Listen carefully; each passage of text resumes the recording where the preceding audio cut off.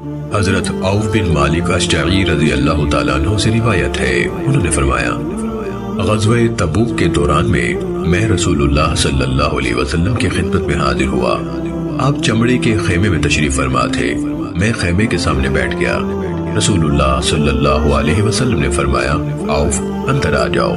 میں نے کہا اللہ کے رسول سارا ہی آ جاؤ؟ آپ نے فرمایا سارے ہی آ جاؤ۔ پھر فرمایا عوف یاد رکھو قیامت سے پہلے 6 واقعات پیش آنے والے ہیں، ان میں سے ایک میری وفات ہے۔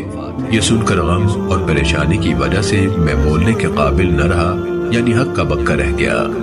رسول اللہ صلی اللہ علیہ وسلم نے فرمایا کہو یہ ایک علامت ہے، پھر بیت المقدس کی فتح، پھر تمہارے اندر ایسی بیماری پھیلے گی جس کے ذریعے سے اللہ تعالیٰ تمہیں اور تمہاری اولاد کو شہادت کا درجہ دے گا اور تمہارے اعمال کو پاک کر دے گا۔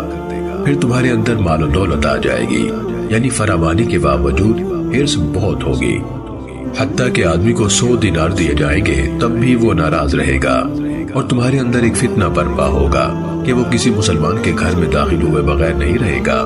پھر تمہارے درمیان اور بنو اصفر یعنی رومیوں کے درمیان صلح یعنی جنگ بندی ہوگی، وہ تمہیں دھوکہ دیں گے اور 80 جھنڈوں کے ساتھ تمہاری طرف حملہ کرنے کے لیے آئیں گے، ہر جھنڈے تلے 12,000 فوجی ہوں گے۔